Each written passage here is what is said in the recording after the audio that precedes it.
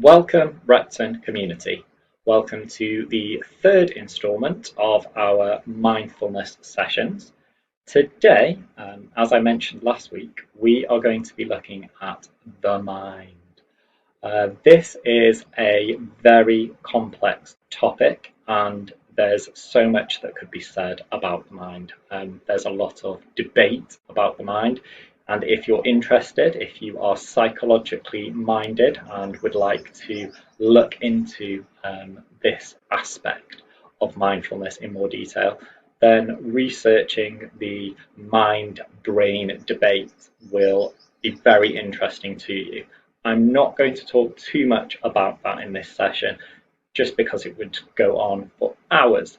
I'm going to try to give you another tool to help you to become more mindful and to exercise that mindfulness muscle.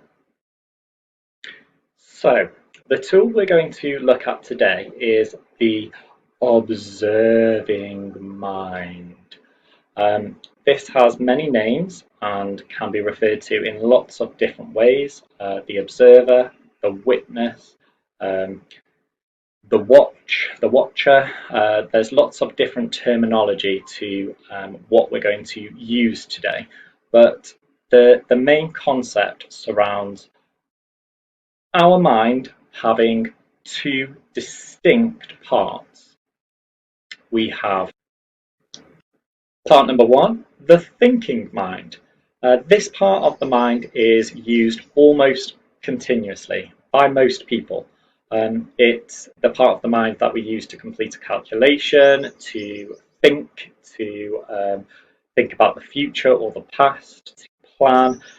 It's a very busy part of the mind, and it's pretty much the part of the mind that most of us are used to using all of the time, and may not be aware of any other part of the mind. We know that we think, it happens. It's habitual. Habitual means that it happens on its own as something that we're just used to, like a habit. It's part of being us. We think.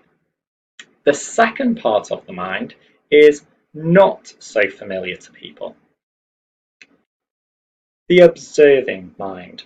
The observer is almost completely opposite to the thinking mind. The observing mind watches. It's not busy. Its natural nature is undisturbed and calmed. And its job is to watch, to notice, and to see. Now, the reason that it's important to understand that we have these two separate sides to our mind is that if we are not aware of the observing mind, if we are not used to experiencing that part of the mind, then we feel that we are the thinking mind. We become exactly as our thinking mind decides. To give you an example, let's say at the moment you're at home, because we're all at home, and your little sister, because I have a little sister, she takes your toy or the thing that you're playing with. Your thinking mind will instantly think about what's just happened. I can't believe she's just taken that from me. That's mine. If you're only aware of your thinking mind, then straight away an emotion happens. You feel upset, you feel cross. You are that feeling, you are that emotion, you are that thought, because that's all you know. That's happened. It's there. It's in your head, and you attach to it. You link to it, and therefore you become that feeling, that emotion, and that leads you then down a particular route. You might grab the toy back. You might shout. You might feel really upset, and suddenly a situation has all arisen, has happened because of you becoming your thoughts. Your thinking mind has, I don't want to say tricked you, because the thinking mind has its own uses and purpose, but it has sucked you into it. You are that thought. Now, from the same situation, using the same example, let's see it from the observing mind perspective. The same thing happens. Your sister takes your toy, she takes the thing that you were using, and the observing mind calmly watches. It, it sees the situation, it sees what's happened, it also sees your thoughts about the situation. It sees, I'm having a thought about being upset. My thinking mind is cross. My thinking mind is thinking what reaction it should take. My thinking mind um, is upset about what's just happened. But there's a calmness to the observing mind. The observing mind is not just watching the situation, but it's also watching what's happening in your thinking mind.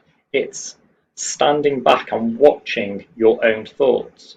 Now, because the observing mind is so intelligent, it also knows that that thought, that upset, that anger, that annoyance at your little sister, who you love, who is your playmate and the person that you're probably really, really close to, um, it, it knows that at the moment you have had a thought about being really upset and cross with her. But it's clever and it's intelligent, and it knows that that feeling, that emotion will pass. So your activity today is to practice becoming the observing mind and to use the observing mind. Now, the way we're going to do this is like last week when we did our breath awareness. This time I'm going to ask you to close your eyes, and for 2 minutes, just 2 minutes if you can, I just want you to sit quietly, and I would like you to watch your thoughts. Just see what thoughts come into your head. They might be about being tired, they might be about what you need to do, they might be about what you would like to do. But I would like you to just watch your thoughts. And by watching your thoughts, you are practicing using your observing mind, because usually those thoughts happen and nobody's watching them. They're just happening. They are the only thing that's there, and that affects a lot of how we behave and how we go about our lives. So for the next 2 minutes, I want you to find somewhere quiet, sit, and for 2 minutes, 120 seconds, I just want you to watch your thoughts. Once you've finished watching your thoughts, I would like you then to say this phrase: I am the sky and not the clouds.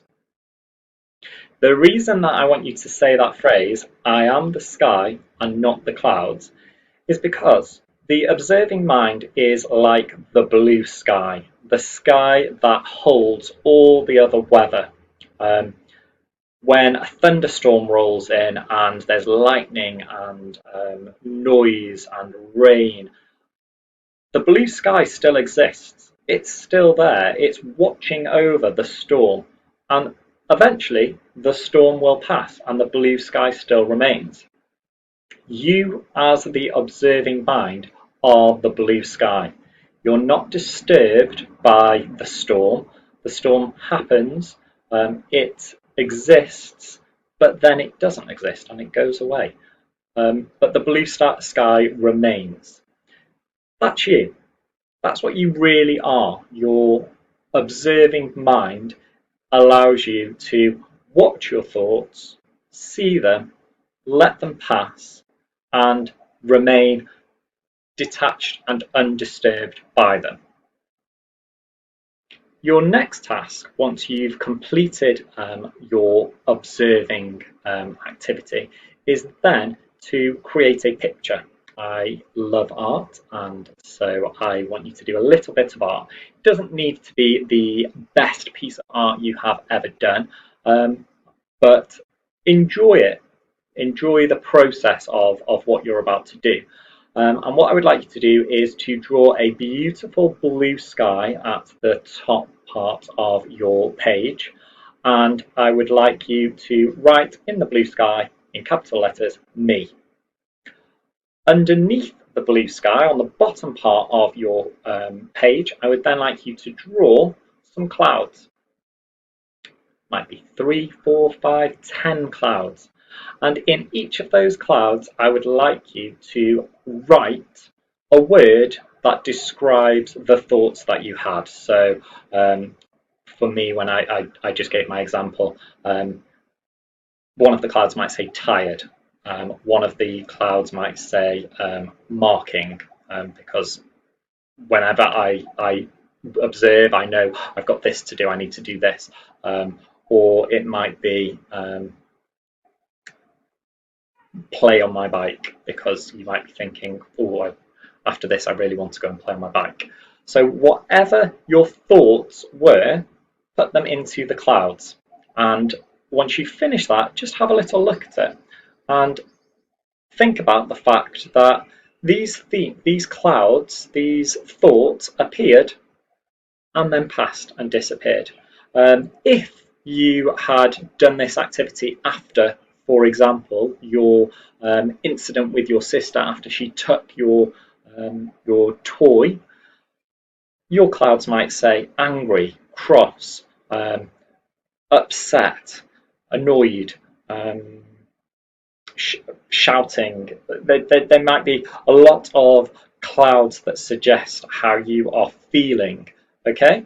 But if you then look at your picture and see, oh, okay, the storm is happening, but I am the blue sky, I'm not affected by this storm, you'll start to strengthen your observing mind. I hope that this has been a helpful tool for you today.